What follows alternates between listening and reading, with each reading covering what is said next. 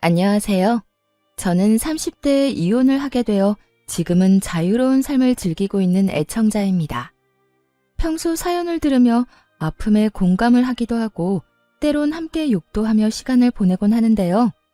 그런 사연 열차에 제 사연이 소개된다고 생각하니 괜스레 마음이 다 떨려오네요. 저는 저를 하자 있는 인간으로 몰아가는 시모도 시모였지만 남편이 결정적인 이유가 되어 이혼까지 하게 되었는데요.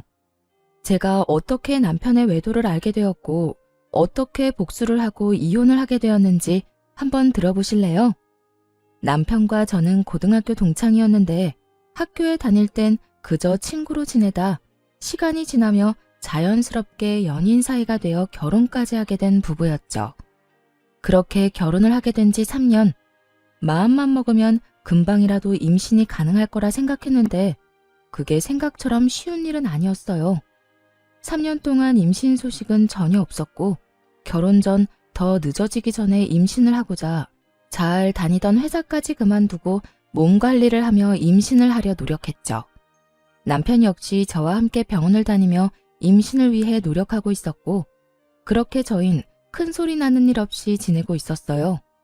하지만 부부 사이만 좋다고 해서 스트레스가 없는 건 아니었어요. 임신이라는 게 몸도 몸이지만 심적으로 편안해야 잘 될 텐데 시모와 시누이는 임신을 방해라도 하려는 사람처럼 저를 괴롭히기 일쑤였어요. 엄마, 우리 집엔 임신 못해서 올케처럼 고생한 사람은 없지 않아? 내가 알기로는 그런 사람이 없는데 올케는 뭐 때문에 임신이 그렇게까지 안 되는 거지? 그러게나 말이야. 우리 집엔 그런 유전자 자체가 없는데 너희가 아기가 안 생기는 거 보니 아무래도 네가 무슨 문제가 있는 것 같구나. 우리 아들은 절대 문제가 있을 리가 없으니 말이야. 친정 역시 임신 때문에 고생한 사람이 없는데 저딴 식으로 말하니 기분이 나쁜 건 당연했어요. 거기에다 병원에서 검사받은 결과 남편뿐 아니라 저 역시 아무 문제가 없었고 그런 사실을 두 사람에게 여러 번 강조해서 말해주었는데도 불구하고 저런 말을 계속하니 정말 스트레스가 이만저만이 아니었어요. 제가 여러 번 말씀드렸잖아요. 병원에선 저희 몸엔 아무런 문제가 없다고 했다니까요. 그러니까 그런 말은 좀 하지 말아주세요. 저도 그런 말 들을 때마다 정말 스트레스가 이만저만이 아니라고요. 그런데 왜 그렇게까지 임신 안 되니? 혹시 병원이 이상한 거 아니니? 그 병원에서 검사를 잘못한 게 틀림없다. 암? 너희 더 늦기 전에 병원을 옮겨봐. 괜히 돌팔이 병원에서 돈이랑 시간 낭비하지 말고. 그래, 옳게. 엄마 말 무시하지 말고 새겨들어.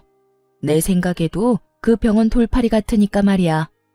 두 사람은 꼭 저에게 문제가 있기라도 바라는 사람들처럼 몰아갔고 더는 설명하고 이해시키는 것도 입이 아파 포기를 해버렸죠. 그런데 그것이 끝이 아니었어요. 시누이는 제가 임신 준비를 위해 집에서 쉬기 시작하자 제가 무슨 시댁 전용 종이라도 되는 양 저를 부려먹으려고 안달이 났더라고요. 시집을 가지 않았던 시누이는 독립도 하지 않고 여전히 시댁에 살고 있었는데 나이 차이는 고작 1살밖에 나지 않는데 하는 짓은 시모 저리 가라였어요. 어찌나 표독스럽게도 저를 부려먹으려 안달인지 있던 애도 떨어질 판국이었죠. 옳게. 지금 우리 집으로 빨리 좀 와봐. 얼른. 지금 당장? 정말 너무 급해서 그래. 처음엔 이런 연락을 받고 정말 큰일이라도 난 것이라 생각해 헐레벌떡 시댁으로 뛰어갔었어요. 하지만 막상 가보면 청소나 식사 등 급한 것이 아닌 직접 하기 귀찮은 일을 시켜댔고 뻔뻔하게도 그런 잡일이 너무 급해 불렀다며 웃어대는 시누이를 보며 더는 참고 넘길 일은 아니다 싶더라고요. 제가 시댁 잡일을 해주려고 회사까지 그만둔 것이 아니었으니까요. 그렇게 마음을 고쳐먹은 이후 전 시누이의 연락을 아예 무시해버리거나 연락을 받는 날엔 아예 못 간다고 못을 박아버렸습니다. 그리고 그날은 시누이와 큰 소리가 오간 날이었어요. 그날 역시 시누이에게 연락이 왔고 또 급한 일이 있다며 시댁으로 오라고 하더라고요. 무시하는 것도 하루 이틀이고 바쁘다고 하는 것도 한두 번이지.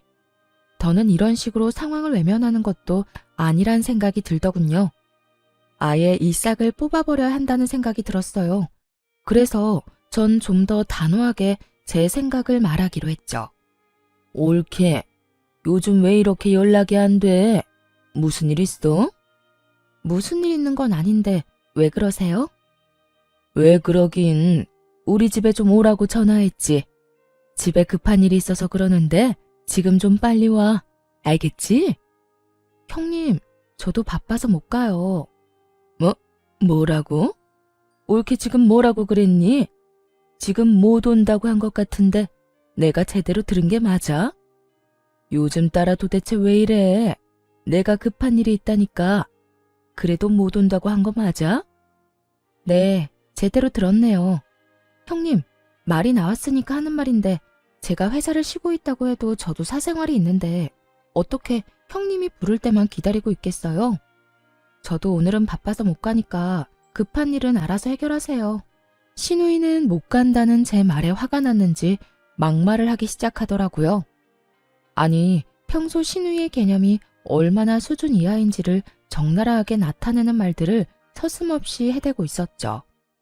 옳게. 진짜 이런 식으로 나올 거야? 집에서 내 동생 돈이나 쓰면서 노는 주제에 바쁘긴 뭐가 바빠? 그냥 시댁 오기 싫어서 거짓말하는 거 누가 모를 줄 알아? 그리고 시댁 식구가 오라고 하면 오고 가라고 하면 가는 게 며느리로서 당연히 해야 하는 도리인 거 몰라? 이런 말까지 듣고 나니 저만 웃는 얼굴로 대할 필요는 없다는 생각이 들더라고요. 거짓말은 형님이 먼저 했죠. 바쁘다고 그날리를 피워서 급하게 가보면 청소해라, 밥해라 등등. 그리고 형님, 같은 여자로서 그런 식으로 하고 싶으세요? 며느리로서 도리 중엔 그런 건 듣도 보도 못했네요, 저는. 제발 적당히 좀 하세요. 저요, 임신하려고 회사 그만둔 거지 그런 일이나 하려고 회사 그만둔 거 아니라고요. 그러니까 앞으로 급하다는 핑계 대면서 저 시댁으로 부르지 마세요. 저는 그대로 전화를 끊어버렸고 내심 이렇게까지 싫은 티를 내고 이렇게까지 말하면 더는 저를 괴롭힐 일이 없을 거라 생각했죠. 하지만 신우이는 더 날뛰기 시작하더라고요. 그날 이후 저를 부르는 대신 저희 집으로 찾아와 집을 엉망으로 만들고 간다거나 이상한 트집을 잡아대더군요. 그래서 제가 집으로도 못 오게 했더니 시모를 앞세우기 시작하더라고요. 그날은 신우이뿐 아니라 시모까지 함께 집으로 온 날이었는데 마침 장봐놓은 것이 없어 마땅히 먹을 것이 없는 상태였죠. 자연스럽게 냉장고부터 열어보던 시모와 신우이는 텅 빈 냉장고를 보고 작정한 듯 잔소리를 하기 시작했어요. 넌 집에서 쉬는 애가 이게 뭐니 이게? 너희 집에서 밥은 해먹고 사니? 나가서 뼈 빠지게 일하는 우리 아들 끼니는 제때 해주는 거 맞아? 그러니까 옳게 이건 아니지. 어떻게 냉장고에 죄다 풀떼기에다가 마실 거 반찬 몇 개밖에 없어? 우리 아들은 고기 좋아하는데 고기 같은 건 없어. 고기는 떨어지는 일 없이 늘 넉넉히 사다 놓거라. 우리 아들이 먹고 싶으면 언제든 먹을 수 있게 말이야. 시모와 신우이는 사이좋게 말을 주고받으며 저에게 잔소리를 해대고 있었고 저는 입을 떼서 무얼 하나 싶은 마음에 아무 말도 하지 않고 있었어요. 제가 무얼 한다고 한들 제 말을 들을 사람들도 아니고 괜히 잘못 대답을 했다가 그렇지 않아도 긴 잔소리가 더욱 길어질 거라 확신했기 때문이죠. 그렇게 한참을 시모와 장단 맞춰 잔소리를 하던 신우이는 배가 고프다며 휴대전화를 뒤적인다 싶더니 배달을 시키더라고요. 아유, 옳게 내에 와서 밥이나 먹을까 했는데 이게 뭐야? 엄마는 배 안 고파? 난 지금 배가 너무 고프단 말이야. 안 되겠다. 간단하게 요기나 하게 참치회나 시켜서 먹어야 하겠어. 언제부터 참치회가 간단한 요깃거리 음식이 되었는지는 몰라도 신우이는 참치회를 시킨다고 하며 음식을 주문했고 얼마 지나지 않자 음식이 도착했어요. 얼마나 많이 시킨 것인지 배달 오신 분의 양손 가득 음식이 들어서고 있었죠. 음식의 양도 당황스러운데 더 황당한 말이 신우이의 입에서 나오고 있더라고요. 어머, 지갑이 없네? 어떻게 하지? 옳게, 카드 있지? 옳게가 계산 좀 해. 잘 먹을게. 고마워. 그렇습니다. 신우이는 10만 원이 훌쩍 넘는 음식값을 바로 계산하지 않고 만나서 카드 결제 상태로 주문했더라고요. 당연히 카드도 현금도 전혀 가지고 있지 않은 채 말이죠. 제가 초대한 사람이라면 당연하게 제가 계산하는 것이 맞겠지만 제가 초대한 적도 없고 입에 들어가는 밥 한 톨도 다시 빼앗고 싶을 만큼 얄미운 시모와 시누이를 위해 그런 돈을 갑자기 쓰게 되니 너무 짜증이 나더군요. 그렇다고 해서 계산을 하지 않을 수 있는 상황도 아니었고 저는 하는 수 없이 계산을 하게 되었죠. 그것이 끝이 아니었어요. 정작 계산한 사람은 저인데 회는 저에게 한 점 먹어보라는 말도 없이 자신들의 앞접시에 다 옮겨 담아버린 후였고 함께 시킨 사이드 메뉴들은 일부러 다 헤집어 놓은 뒤라 손도 대고 싶지 않았어요. 어머, 올케는 왜 안 먹어? 설마 우리가 먼저 먹었다고 기분 상해서 안 먹는 거야? 에이, 설마. 아가, 너 우리 딸 말이 사실이야? 우리가 음식에 젓가락질 좀 했다고 기분 나쁜 거야? 아니면 더럽니? 그냥 입맛이 좀 없네요. 두 분이서 맛있게 드세요. 애초에 제 몫은 없는 것 같기도 하고요. 두 사람의 고의성이 다분한 치사하고도 어이없는 행동을 보며 따지기는커녕 말도 섞고 싶지 않더라고요. 그래서 전 대충 대답을 던져주곤 소파에 앉아 애써 두 사람에게 신경을 쓰지 않으려고 노력했어요. 그렇게 집안도 제 마음도 다 헤집어 놓은 두 사람이 돌아가고 난 후 저는 이딴 인간들 뒷바라지나 하려고 결혼을 했나 하는 회의감마저 들었고 두 사람이 어질러 놓은 그 어떤 것도 치우지 않은 채 멍하니 앉아있으니 남편이 들어오더군요. 뭐야? 집이 왜 이래? 엉망이 된 집을 본 남편이 화들짝 놀라며 저에게 물었고 너무 어이없는 상황에 화조차 나지 않았던 전 아무 감정도 없는 목소리로 남편에게 말해주었죠. 오늘 형님이랑 어머님 다녀갔어. 식탁 위에 음식물이랑 쓰레기는 형님이랑 어머님이 먹고 치우지도 않은 거고 나머지 집안 꼴도 두 사람이 다 헤집어 놓고 간 거야. 뭐? 우리 엄마랑 누나가? 심지어 오늘이 처음도 아니야. 형님은 자주 왔고 어머님은 형님만큼은 아니지만 가끔 형님이랑 올 때마다 이런 식이었어. 그래서 하는 말인데 당신이 해결 좀 해. 뭐? 내가? 나보고 어떻게 하라고. 전화를 하든 만나서 이야기를 하든 당신이 해결 좀 해. 난 더는 이런 식으로는 못 살 것 같아. 내가 당신을 사랑해서 결혼한 거지 이런 꼴이나 당하려고 결혼한 건 아니잖아. 이게 뭐야. 시댁 전용 하녀도 아니고. 뻑하면 사람 불러서 부려먹는 것도 모자라서 그마저도 상황이 여의치 않으니까 연락도 없이 남의 집에 들이닥쳐서 사람 괴롭히는데 내가 언제까지 참고 살 수는 없지 않겠어? 그러니까 당신이 알아서 해결해. 남편은 언성을 높이지도 화를 내는 투도 아닌 저를 보며 상황이 더욱 좋지 않음을 느낀 것 같더라고요. 저를 대신에 큰 소리를 내며 휴대전화를 들고 밖으로 나가버렸으니 말이에요. 뭐? 심지어 이번이 처음도 아니란 말이야? 아, 정말 두 사람 다 왜 그러는 거야? 있어봐. 내가 통화 좀 하고 올 테니까 말이야. 이렇게 큰 소리를 치며 남편은 나가버렸고 저렇게까지 화를 내며 나갔으니 다 해결하고 돌아올 거라 생각했어요. 하지만 이런 제 기대와는 달리 통화를 끝내고 집으로 돌아온 남편은 들어오자마자 휴대전화를 내려놓으며 오히려 저에게 짜증을 내기 시작하더라고요. 당신, 내가 방금 누나하고 통화했는데 당신이 먼저 우리 누나 연락은 다 무시했다며? 우리 집으로 오라고 해도 바쁘다고 하고 끊어버리고 누나 말로는 당신이 먼저 말을 기분 나쁘게 했다고 하던데 그게 사실이야? 신우이는 사건의 시작이 어떻게 된 것인지는 쏙 빼먹고 딱 제가 본인에게 한 말과 행동만을 남편에게 전달했더라고요. 잘못은 시모와 신우이가 한 것인데 남편에게 짜증을 내는 것은 아니란 생각에 지금껏 참아왔는데 남편이 그 성의 없는 말투에 참아왔던 화가 끌어넘치더군요. 형님이 그래? 내가 먼저 연락도 무시하고 집으로 오라고 해도 가지도 않았다고? 내가 왜 그랬을 것 같아? 당신은 날 그렇게도 몰라? 내가 이유도 없이 그랬을 사람으로 보이냐고. 당신이 신경 쓸까봐 이때까지 말 안 한 건데 나 일 쉬기 시작하면서부터 형님 심심하면 나 불렀어. 급한 일 있다고 숨 넘어갈 것처럼 연락이 와서 가보면 설거지해라 청소해라 밥해라 등등 내가 그런 거 하려고 일 쉬는 거 아니잖아.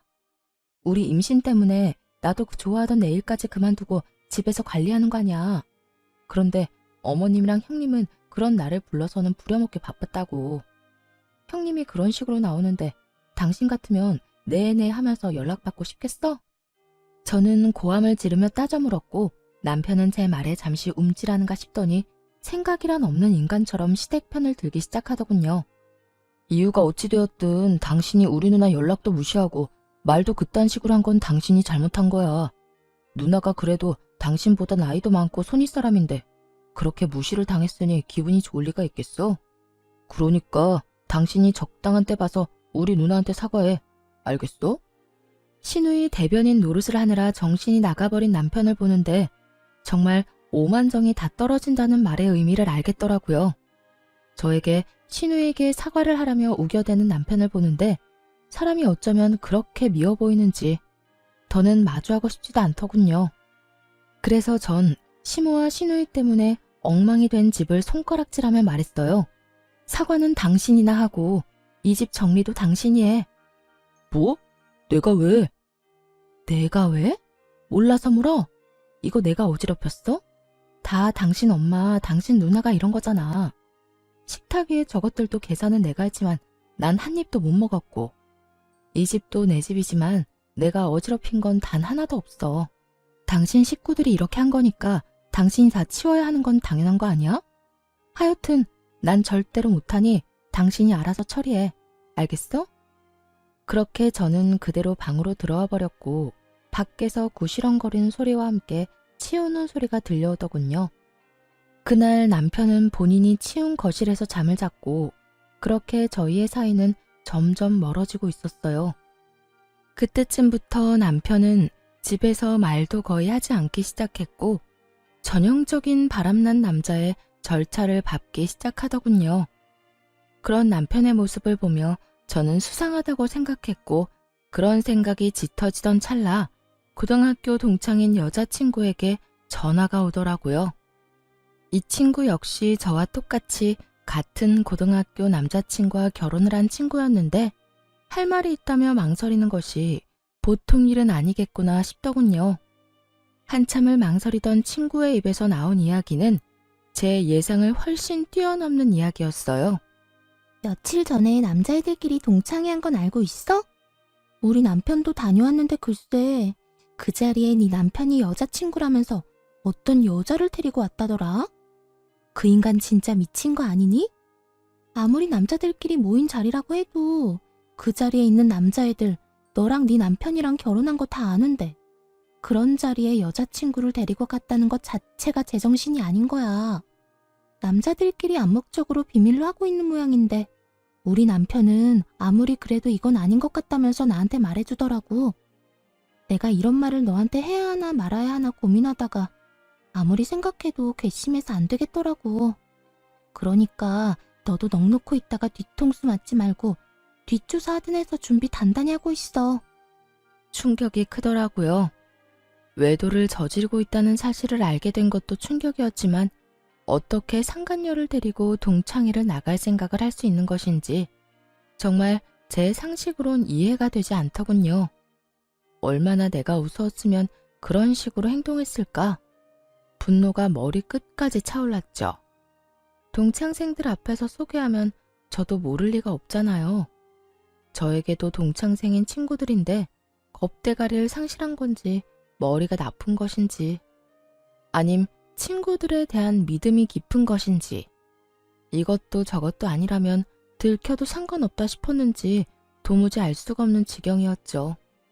그 모든 것이 혼란스러운 상황 속에서도 확실해지는 것은 있었어요. 그 인간은 저와 이혼이 하고 싶어 환장한 인간이 분명했고 전 그런 인간과 이혼을 해야 한다는 것 말이죠. 친구의 조언대로 흥신소에 의뢰해 남편의 뒷조사를 시작했고 며칠 뒤 흥신소에서 전해드린 소식은 정말 통쾌하면서도 경악스러움 그 자체였어요. 이 정도면 거의 사기인데요. 그 상간녀 말인데요. 지금 남편한테는 부잣집 딸 행세를 하고 있고 남편분 역시 그런 모습에 감쪽같이 속아 넘어간 것 같더라고요. 아니, 엄연히 말하자면 처음엔 부잣집 딸이 맞았었어요. 두 사람이 만날 때는 상간녀가 잘 나가는 집딸이 맞았는데 그 집안이 몇 달 전부터 부도 이야기가 나오더니 최근엔 거의 부도 직전이라고 하더라고요. 물론 상간녀는 이런 사실을 숨기고 여전히 부잣집 자식 행세를 하고 남편분한테 온갖 선물들을 뜯어내고 있고요. 대화를 들어보니 돈까지 받아 쓰고 있는 것 같던데요. 뭐 상간녀 말로는 주식에 돈이 다 묶여 있는데 지금 빼면 손해가 크다. 이런 식으로 남편분 속여서 돈을 받아내고 있는 것 같더라고요. 하여튼 자세한 내용이나 사진, 녹음 파일은 따로 보내드릴 테니 확인해 보시고 혹시나 더 필요한 거나 궁금하신 거 있으면 연락해 주세요. 들어보니 남편은 상간녀와 만난 지 적어도 반년은 더 되어 보인다고 하더라고요. 반년이라는 말에 충격이 클 수밖에 없었죠. 그땐 저와 사이도 좋을 때라 외도에 대해선 의심조차 하고 있지 않을 때였으니까요. 급격하게 줄어든 생활비와 그 못지않게 줄어든 말수에 의심은 하고 있었지만 그 의심이 현실로 돌아오니 생각보다 충격이 크긴 하더군요. 그러면서도 똑똑한 척은 혼자 다 하고 돌아다니더니 어디서 저런 사기꾼 같은 여자에게 홀려서 허황된 꿈이나 꾸고 있는 남편이 한심하기 짝이 없기도 했고요. 거기에다 더 어이없는 건 신우이였어요. 신우이 역시 남편의 허황된 꿈에 동참 중인 듯 했는데 사진을 보니 상간녀에게 잘 보이려 가즈네를 쓰고 있더라고요. 함께 백화점을 다니며 상간녀는 쇼핑을 하고 신우이는 그런 상간녀의 물건을 계산해주는 것도 모자라 상간녀의 마음에 들기 위해 짐꾼 역할까지 하고 있더군요. 그 사진을 보는데 얼마나 웃었나 모릅니다. 거기에서 끝이 아니었어요. 남편과 상간녀 두 사람의 대화 녹음 파일도 있었는데 그 대화 내용도 가관이었죠. 자기야, 나 요즘 집사람이랑 사이도 좋지 않은 채로 유지 중이고 말도 제대로 안 한 지 꽤 됐어. 아마 조만간 자연스럽게 이혼 이야기가 나올 것 같아. 잘 됐지? 한껏 신난 남편의 목소리와는 달리 상간녀는 제가 느끼기에도 떨떠름한 목소리로 대답하더군요. 그래? 그런데 굳이 그렇게까지 해서 이혼하지 않아도 돼. 정 힘들면 굳이 이혼하지 말고 이대로 지내도 난 상관없어, 자기야. 에이, 그래도 이렇게 지내는 것보다 내가 빨리 정리하고 자기하고 당당히 만나다가 결혼하는 게 더 좋지. 그나저나 내가 다 정리하기만 하면 자기 부모님께 인사드릴 수 있는 건 맞지? 어? 그럼 당연하지. 그렇다면 하루라도 빨리 정리하는 게 맞지. 나도 회사 생활 지겹기도 하고 요즘 따라 힘들기도 해서 하루라도 빨리 때려치우고 우리 예비 장인어른 회사에 들어가서 좋은 자리 하나 맡고 싶단 말이야. 자기 아빠가 나 꽤 높은 자리 내주시겠지? 그렇지? 그렇겠지? 아마 자기 만나보면 괜찮은 자리 마련해 주실 거야. 그러니까 그런 걱정은 하지 말고 일단 다니는 회사 일이나 제대로 해. 그만둘 때 그만두더라도 평판이 좋아야 하니까. 우리 아빠 만나기 전까진 회사 열심히 다니란 말이야. 그럼 그런 건 걱정하지 마. 그렇지 않아도 당장이라도 사표 던지고 싶은 거 참고 또 참으면서 웃으면서 일하고 있어. 자기 말대로 다른 회사 가더라도 사람 일이란 건 혹시 모르는 일이고 평판이 중요하니까 말이야. 남편은 상간녀가 파트로 매주를 쓴데도 믿을 태세였고 상간녀는 정말 이혼까지 하고 회사를 그만둬버리면 자신이 남편을 꼼짝없이 책임져야 하니 그건 또 싫었을 거예요. 그렇다고 해서 지금 든든한 돈줄이 되어주는 남편을 버릴 순 없어 보이더군요. 교묘하게 이혼은 권하지도 않고 회사를 그만두면 안 된다는 말을 계속 반복하는 걸 보니 말이에요. 그렇게 대화만 들어도 저는 상간녀의 속마음이 다 들리는데 여전히 아무것도 모르는 남편은 격양된 목소리로 이런 말까지 하더군요. 에이, 진짜 당장이라도 집사람이랑 이혼해버리고 싶은데 얼마 안 되는 재산 정리도 좀 해야 하고 이것저것 잡음 없이 끝내려면 시간이 조금 걸릴 수도 있어. 그러니까 자기가 넓은 아량으로 조금만 더 기다려줘. 난 괜찮으니까 이혼도 너무 서두르지 마. 알겠지? 역시 우리 자기는 마음도 넓어. 남편의 신난 목소리를 듣고 있는데 그 순간 명의 이전 이야기를 했던 것이 떠오르더라고요. 결혼할 당시 집 명의를 제 명의로 했었는데 최근에 이런저런 핑계를 대며 명의를 이전해달라고 했던 것이었죠. 명의 이전은 생각지도 못한 일이라 귀등으로 듣고 생각해보자며 말을 돌리곤 했었는데 그때 생각해보니 남편에겐 다 계획이 있었더라고요. 저에게서 집을 뺏은 후 속 시원하게 저와 이혼하고 상간녀와 새 출발을 할 계획 말이에요. 그렇게 남편의 추악한 계획과 시누이와의 관계까지 모두 알게 된 저는 이혼 전문 변호사분을 만나 이혼을 준비하기 시작했고 이런 사실을 꿈에도 알지 못하는 남편과 시누이는 상간녀에게 잘 보이려 있는 돈 없는 돈 모두를 다 끌어다 쓰고 있더군요. 전 마음속으로 두 사람의 행보를 응원했고 제 이혼 준비가 끝날 즈음 남편이 집으로 회사 짐박스를 안고 들어오더라고요. 씩씩거리며 들어오는 꼴이 회사를 그만둔 듯 했어요. 그게 무슨 짐이야? 혹시 회사 그만뒀어?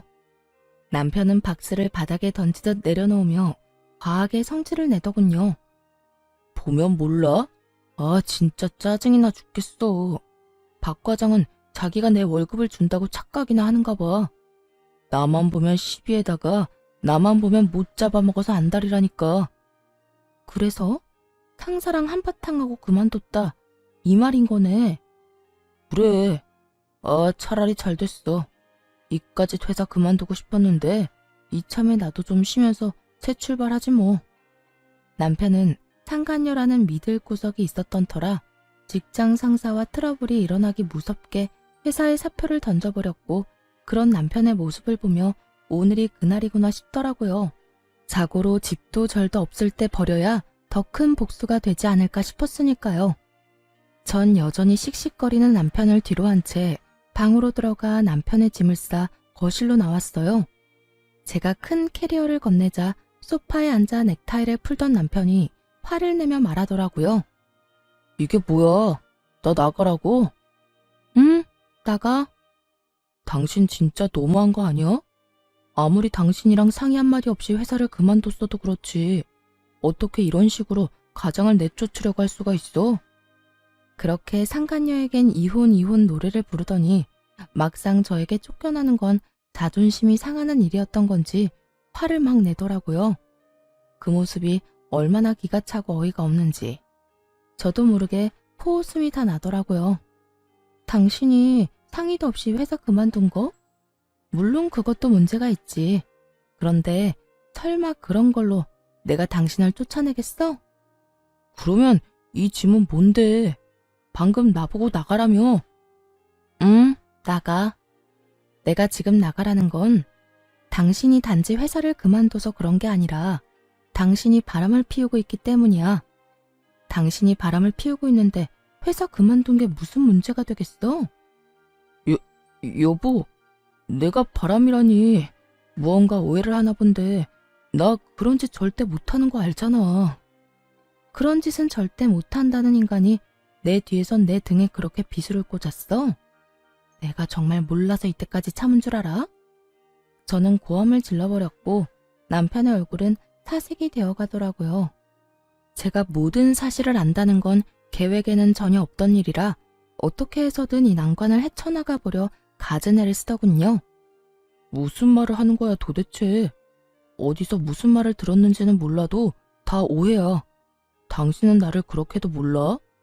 나 당신뿐인 거 누구보다 당신이 더 잘 알잖아. 어쩌면 이렇게도 같은 말을 해대는 건지.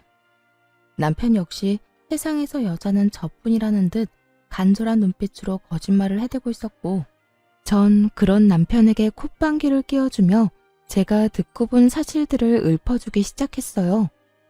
당신을 잘 알긴 알지. 당신 남자들만 모이는 동창회 상간녀까지 모시고 갔더라. 남자들 우정도 참 별거 없지? 이렇게 금방 내 귀에 들어오는 거 보면 말이야. 그것뿐이야? 당신 누나도 그 여자랑 짝짝꿍이 맞던데? 백두기도 아니고 이 백화점 저 백화점 다니면서 돈을 물 쓰듯이 쓰던데? 당신이 그걸 어떻게... 누가 다 말한 거야? 당신 혹시 내 뒷조사했어? 뒷조사를 했든 앞조사를 했든 지금 어떻게 한지가 중요해? 내가 모든 사실을 다 알았다니까. 당신이 지금 부잣집 여자랑 적어도 6개월 전부터 만나왔단 거. 그 부잣집 여자한테 눈이 멀어서 나하고 어떻게 하면 이혼을 잘할 수 있을까 머리 굴리고 있는 거. 심지어 바람까지 피운 주제에 꼴랑 하나 있는 이 집도 나한테서 뺏어가려고 명의까지 가져가려고 했던 것까지 말이야. 참 대단하다 대단해. 그래도 우리가 연애부터 시작해서 결혼 생활까지 몇 년인데 나한테 이 집 넘겨주는 게 그렇게 아까웠니? 하물며 이 집 살 때 내 돈이 더 많이 들어갔는데. 남편은 제 말에 더는 할 말이 없는지 제 눈치를 살피다 깊은 한숨을 길게 내쉬더라고요. 그리곤 이내 지금까지 보였던 눈빛과는 전혀 다른 눈초리로 절 보며 이렇게 말하더군요. 그래, 아까웠다 아까웠어. 당신 돈이 얼마나 많이 들어갔든 어쨌든 내 돈도 들어갔고 집값도 그만큼 올랐는데 안 아깝겠어? 그래서 어떻게 해서든 명의 내 명의로 옮겨오고 자연스럽게 이혼하려고 했었다. 그게 그렇게 잘못한 일이야? 사람이라면 전부 자기 이득부터 따지기 마련이야. 나도 자연의 이치에 따라 내 이득 좀 따지겠다는데 그게 왜? 남편은 무엇이 잘못된 것인지 전혀 알지 못하는 눈치였어요. 애초에 저와 남편의 사이에서 제일 큰 문제는 남편이 저를 배신하고 다른 여자를 만났다는 것인데 그것에 대한 언급은 단 한마디도 없이 오로지 집 이야기, 이득 이야기만 한 걸 보니 말이에요. 당신 머릿속엔 지금 돈밖에 없어?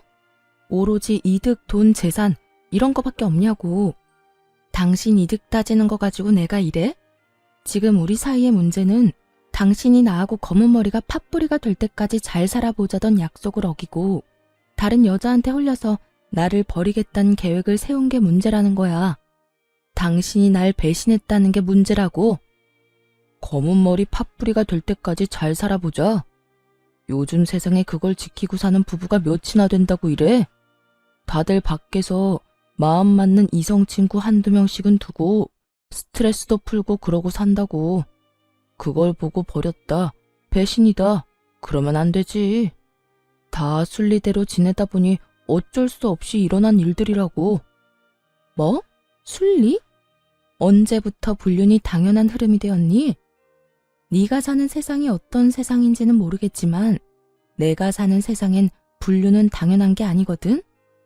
당신 어쩌다 인간이 이렇게까지 변했어? 어쩌다 인간이 이렇게까지 파렴치한이 됐냔 말이야. 지금 그런 게 중요해? 다 됐고 당신도 나한테 더는 미련 없지? 나도 당신한테 감정 사라진 지 오래야. 이 빌어먹을 집 때문에 당신이랑 계속 살았던 거지 당신한테 마음이 있어서 같이 살았던 게 아니라고. 차라리 잘 됐지 뭐. 이딴 집 당신이나 가지고 일도 이렇게 다 틀어진 김에 이혼이나 빨리 하자. 당신이랑 이혼하고 그 여자랑 결혼만 빨리 하면 이까지 집값이야 껌값인데 뭐. 상간녀의 집이 쫄딱 망한 것은 꿈에도 모르는 남편은 기고만장한 얼굴로 저에게 집이나 먹고 떨어지라며 집을 나가버리더군요.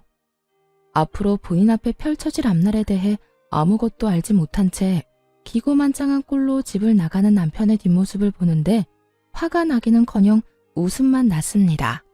그렇게 진행된 이혼에서 저는 남편, 상간녀, 시누이 모두에게 위자료를 청구했고 세 사람 모두에게 위자료를 받고 이혼할 수 있었어요.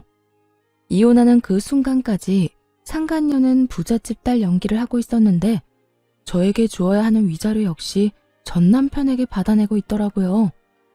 자기야, 나 아직 주식 정리를 못했는데 위자료 어떻게 해? 아까 들어보니까 위자료 이자가 은행 이자보다 높던데 그냥 주식을 정리해야 싶기도 하고. 그런데 지금 정리하면 손해가 너무 심한데? 그래? 그러면 그냥 내가 대출받은 김에 조금 더 받아서 줄게. 어차피 그 주식 한 달 정도만 있으면 정리할 수 있다고 했잖아. 응, 들리는 찌라시엔 한 달 내로 따상 갈 거라고 하더라고. 그렇게만 되면 내가 진짜 이자까지 쳐서 다 줄게. 돈만 돌려주겠어? 자기 인생 펴는 거야 이제. 상간녀의 말에 전 남편은 얼굴 한가득 행복 가득한 미소를 지어 보이더라고요. 저와 이혼하는 그 마당에 말이죠. 그 모습을 보는데 저 역시 웃음이 터져나와 크게 혼이 났네요. 주식에 큰돈이 묶여있는 것도 거짓말, 앞으로 인생이 필 일만 남았다는 것도 거짓말이란 것을 저는 잘 알고 있었으니까요. 그렇게 전 남편과 전 시누이가 빚쟁이가 된 채 소송은 마무리되었고 이혼 확정 서류를 제출하면 모든 것이 끝이 나는 날이 다가왔어요. 전 남편은 서류를 제출하려던 저를 기다리고 있었는데 그 몰골이 말이 아니더라고요. 죽도 한 그릇 못 얻어먹고 다니는 것인지 피골이 상접한 것은 물론이었고 행색도 남루한 것이 굳이 물어보지 않아도 어떤 상황인지 훤히 보이더군요. 제가 전 남편을 발견한 직후 전 남편 역시 저를 발견했는지 다짜고짜 저에게 달려와 무릎을 꿇고 빌기 시작하더군요. 여보, 서류 제출하러 온 거야? 이 서류 제출하면 우리 진짜 끝인 거 알고는 있지? 잘 알고 있지. 그러니까 이렇게 아침 대바람부터 온 거 아니겠어? 하루라도 빨리 너 같은 인간이랑 깨끗하게 정리하려고 말이야. 여보, 그러지 말고 다시 한번 생각해보면 안 될까? 우리가 이렇게 이혼한다는 거 정말 말도 안 되는 일이잖아. 뭐? 말도 안 되는 일? 뭐가 말도 안 되는데? 당신 말대로 우리 고등학교 때부터 해서 지금까지 함께한 시간이 얼만데 이대로 우리가 헤어진다는 게 말이나 된다고 생각하는 거야? 정말 웃기지도 않더라고요. 그 긴 세월이 그렇게나 소중하다는 사람이 어떻게 다른 이유도 아닌 외도로 인해 이혼까지 하게 만들었으니 말이에요. 심지어 끝까지 반성은커녕 비웃기 바빴던 걸 제가 다 기억하고 있는데 이제와 이렇게 매달리는 꼴을 보고 있자니 통쾌하기는커녕 미친 듯이 화가 났어요. 그 세월이 그렇게 소중했다는 인간이 그딴 짓을 했니? 기억 안 나? 당신 나하고 이혼하는 그 순간까지 미안하다는 말은커녕 본인은 잘 먹고 잘 살 테니 나는 이혼녀 딱지 붙이고 잘 살라고 했던 거. 그런데 이제 와서 무릎까지 꿇고 왜 이런데? 갑자기 집 나갔던 양심이 다시 되돌아오기라도 했는가 봐. 그땐 내가 정말 정신이 나가버려서 당신한테 어떤 짓을 하고 있는지조차 몰랐어. 나 사실 당신이랑 그렇게 이혼하고 나 당신 많이 그리웠어. 나한테 당신이 정말 없어서는 안 될 존재라는 것도 알았고 오로지 당신만이 내가 사랑할 수 있는 여자란 걸 깨달았지 뭐야. 깨닫기는 개뿔. 상간녀의 집이 쫄딱 망해버려 쥐뿔도 없는 상황이란 걸 전 남편은 알게 되었고 전 남편은 상간녀를 닥달하기 시작했다 하더군요. 손해볼 것이 하나 없는 상간녀는 헤어지자는 말과 동시에 받았던 돈은 한 푼도 갚지 않고 도망을 가버렸다는 소문을 이미 다 전해들어 알고 있는 상태였죠. 그러니까 전 남편은 저에 대한 사랑이 그리운 것이 아니라 거짓골이 된 자신이 아쉬워서 저에게 매달리는 것임을 저는 누구보다 잘 아는 상태였죠. 참, 거짓말도 정성껏 잘한다. 야, 내가 너 바람난 것도 다 알고 있었는데 네가 지금 왜 이러는지 모를 줄 알아? 혹시 당신도 내 소식 다 들은 거야? 당신도 다 아는 것 같으니까 솔직하게 말할게. 그 여자 알고 보니까 회사 부도가 났었더라고. 그 사실을 나한테는 감쪽같이 속이고 주식 핑계대면서 나한테 돈 뜯어가고 있었고 정말 너무하지 않냐? 어떻게 날 속일 수가 있어? 어쩐지 내가 당신하고 이혼한다고 할 때마다 반응이 시원치 않더라니. 하여튼 내가 이혼하고 위자료 내느라 빚쟁이 되고 우리 누나도 당신한테 위자료 주느라 빚쟁이 되니까 더는 뜯어먹을 거 없다 싶었는지 도망갔어. 내 돈, 누나 돈은 한 푼도 안 주고 말이야. 우리 집 지금 난리야. 나 회사도 그만두고 취업도 안 돼서 대출금 갚을 돈이 없어서 엄마 집까지 팔아 대출금 갚아야 하는 신세라고. 어쩌다 내 신세가 이렇게까지 된 건지. 전 남편은 눈물까지 짜내며 하소연을 하고 있었고 전 궁금하지도 않은 이야기를 듣고 있자니 하품이 다 날 지경이었어요. 그걸 몰라서 물어?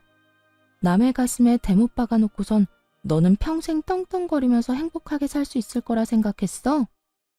남의 눈에 눈물 나게 하면 네 눈엔 피눈물 나는 법이야. 그래서 할 말은 다 했니? 그 하품이 나오게 지겨운 하소연은 다 해댔냐고. 전 남편은 자신이 이렇게 눈물까지 쏟아내며 말하면 저 역시 눈물이라도 흘릴 거라 생각했는지 제 반응에 크게 당황하며 다시 울고불고 빌기 시작하더라고요.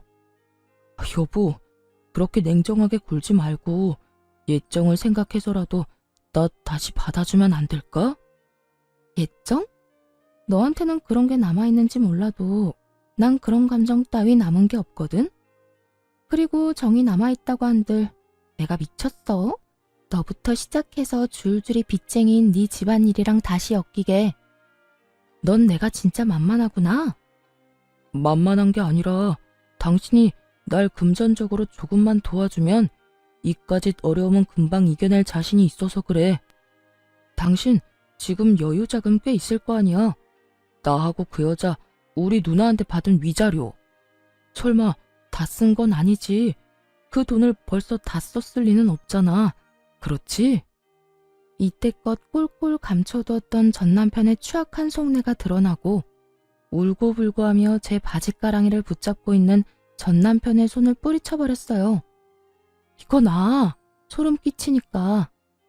야, 너 진짜 큰 착각하는가 본데 그 돈 너한테 쓸 생각 전혀 없어. 그러니까 남의 돈에 군침 그만 흘려. 여보, 그러지 말고 나 진짜 당신이 조금만 도와주면 금방 일어설 수 있다니까. 많이 바라는 것도 아니라고. 그냥 받은 위자료의 절반 정도만, 아니 그것보다 적은 금액이라도 되니까 조금만 도와주라. 응? 상간녀를 상대로 헛된 꿈을 꾸던 전 남편은 이젠 저를 상대로 헛된 꿈을 꾸는 듯 했어요. 자신이 저딴 식으로 눈물 콧물 흘리며 매달리면 제가 당연히 받아줄 거라 생각하는 듯 했으니까요. 정말 착각은 자유라고들 하지만 이 정도 현실 가능성이 없는 착각에 저를 끌어들인다는 사실 자체가 기분이 슬슬 나빠져 오더군요. 야, 그 말도 안 되는 착각에 날 끌어들이지 말아줄래? 그 꿈 같은 계획은 잠잘 때나 꾸고 현실에선 네가 한 짓에 대한 벌 제대로 받아. 알겠어? 여보 제발. 나 진짜 큰일 나. 한 번만 받아주라. 제발. 이거 나 한 번만 더 내 몸에 손대잖아? 나 진짜 그대로 경찰에 신고해버릴 거야. 나 알지? 한다면 한다는 사람인 거. 그러니까 이상한 짓 그 정도만 하고 이럴 시간에 일자리나 알아봐. 돈은 자기 손으로 벌 생각을 해야지 남의 재산 탐내다가 그 모양 굿꼴이 돼놓고도 아직도 정신을 못 차렸어? 네 일은 네가 알아서 해결해. 전 그대로 전 남편을 뿌리쳐버리곤 서류를 제출해버렸고 그렇게 지긋지긋한 인연이 끝났습니다. 그 후 전 집도 옮기고 회사도 옮겨버린 후 잘 지내고 있습니다. 한동안 전 남편과 전 시댁 식구들이 계속 연락을 해와 귀찮은 일이 있긴 했지만 차단 깔끔하게 했더니 요즘엔 연 끊겨버린 지 꽤 되었어요. 새로운 회사에서 일하기 시작한 지 1년이란 세월이 지났고 이제 적응도 되어 아주 만족스러운 삶을 살고 있어요. 아직 마음의 준비가 되지 않아 누군가를 만난 적은 없지만 제 마음이 누군가를 받아들일 준비가 되고 좋은 사람만 나타난다면 언제든 연애할 생각은 있습니다. 이혼을 하며 전 남편과 전 시댁에 많은 실망을 한 것은 맞지만 모든 사람이 전 남편과 같은 사람은 아닐 테니까요. 거기에다 한 번 결혼에 실패했다는 이유로 혼자 평생 외롭게 살 생각은 없기에 열린 마음으로 살아보려고 합니다. 이혼을 할 당시만 해도 이렇게 만족스럽고 행복한 삶이 저를 기다리고 있을 거라는 생각은 하지 못했어요. 이혼이 흠이 아닌 시대가 왔다고들 하지만 막상 제가 이혼할 처지에 놓이게 되니 그런 말들이 쉽게 와닿지도 않았고 위로도 되지 않더라고요. 그때 전 그저 남편이 외도를 저질러 이혼하게 된 불쌍한 이혼녀라는 생각밖에 들지 않았으니까요. 하지만 독하게 마음을 먹고 이혼을 하고 나니 저에겐 새로운 인생이 저를 기다리고 있더라고요. 무엇보다 수준 이하의 전 시댁 인간들을 더는 마주할 필요도 없었고 저의 뒤에서 저를 기만했던 전 남편을 더는 보고 살지 않아도 됐고요. 그 뒤로 따라오는 자유, 압박 없는 삶 등 여러 가지도 물론 좋았어요. 이렇듯 전 지금의 생활에 더없이 만족하고 이혼녀이긴 하지만 유부녀일 때보다 더없이 행복하답니다. 이로써 저의 사연도 끝이 났네요. 어떠셨나요? 욕들 함께 해주셨을까요? 긴 이야기 끝까지 함께 해주셔서 감사하다는 말을 전하며 저는 이만 물러가 볼게요. 감사합니다. 다들 행복하세요.